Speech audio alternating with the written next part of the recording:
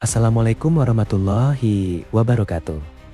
Kawan-kawan pencinta sejarah Islam, hari ini kita akan menyelami salah satu babak paling heroik dan menentukan dalam sejarah. Kisah sebuah pertempuran yang mengubah wajah Timur Tengah untuk selamanya.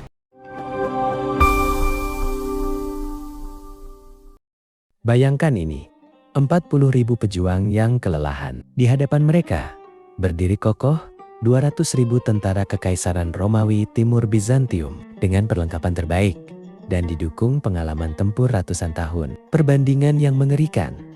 1 Muslim melawan 5 Romawi.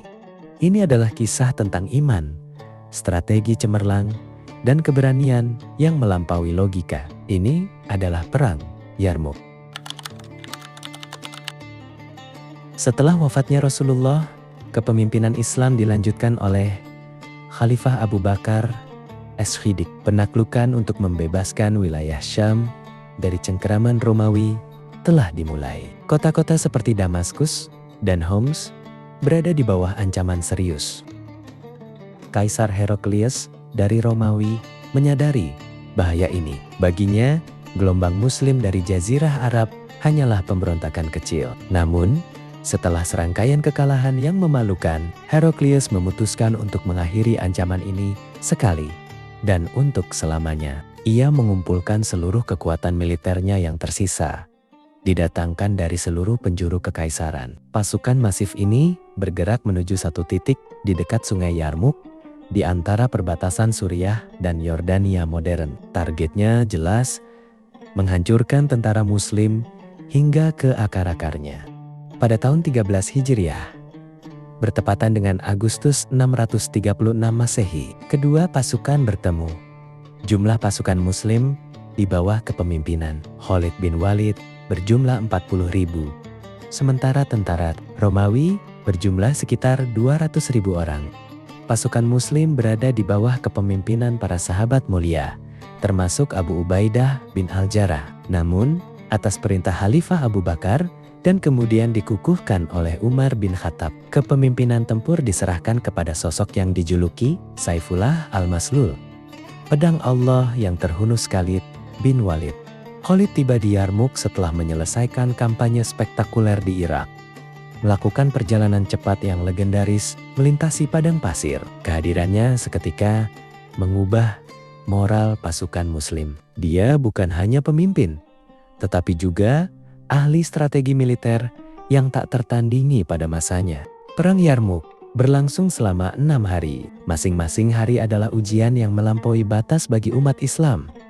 Strategi Romawi mengandalkan jumlah baju besi berat dan kedisiplinan barisan panjang mereka. Mereka mencoba menghancurkan barisan Muslim dengan serangan frontal masif.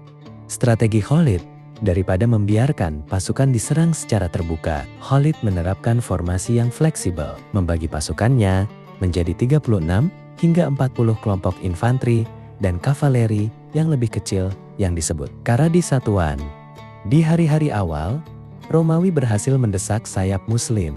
Disinilah kisah heroik para wanita Muslim di camp menjadi legenda. Ketika beberapa prajurit mundur, istri-istri mereka dipimpin oleh nama-nama seperti Asma binti Yazid, memukul mundur mereka kembali ke medan perang menggunakan tiang tenda, berteriak, "Apakah kalian lari dari Allah dan Rasul-Nya?" Puncak strategi Khalid terjadi pada hari kelima dan keenam. Melihat kelelahan Romawi dan kurangnya koordinasi di antara berbagai kontingen etnis mereka, Khalid melancarkan serangan kavaleri balik yang berani. Ia memerintahkan unit kavaleri, terbaiknya kavaleri, bergerak untuk bermanuver di sekitar medan perang dan menyerang sayap kiri Romawi dari belakang. Manuver ini, yang tidak dapat diduga oleh Fahan Panglima Romawi, berhasil memisahkan kavaleri Romawi dari infanteri mereka. Pada hari ke-6, serangan total diluncurkan. Dengan kavaleri Romawi sudah kocar-kacir, infanteri mereka menjadi sasaran empuk. Khalid dengan cerdik memimpin pasukan untuk menutup jalur pelarian tunggal utama di belakang Romawi. Jembatan Wakusa di atas jurang sungai Romawi. Dalam kepanikan besar, mencoba melarikan diri, tetapi mereka dihadapkan pada jurang yang curam dan aliran sungai yang deras. Ribuan tentara Romawi terdesak ke arah jurang tersebut.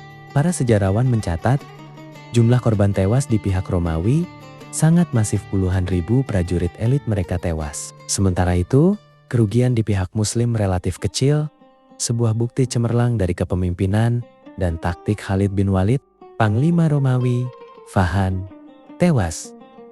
Dalam pertempuran, Kaisar Heraklius yang memantau dari jauh di Homs menyadari kekalahan telak ini. Perang Yarmuk adalah lebih dari sekadar kemenangan. Itu adalah garis batas sejarah akhir kekuatan Romawi di Syam. Kekalahan ini secara efektif mengakhiri kekuasaan militer Bizantium di wilayah Syam. Jalan menuju Yerusalem, kota-kota kunci, termasuk Yerusalem, jatuh tak lama setelah Yarmuk, membuka jalan bagi ekspansi Islam, kunci stabilitas kekhalifahan. Kemenangan ini mengamankan perbatasan kekhalifahan yang baru dan menegaskan kekuatan militer mereka. Perang Yarmuk adalah pelajaran abadi bahwa kemenangan tidak hanya bergantung pada jumlah, tetapi pada iman, strategi, dan kesatuan tekad. 40.000 Muslim dengan izin Allah berhasil mengalahkan 200.000 kekuatan kekaisaran terbesar di dunia. Bagaimana menurut Anda tentang strategi jenius Khalid bin Walid? Adakah kisah lain yang ingin kita bahas?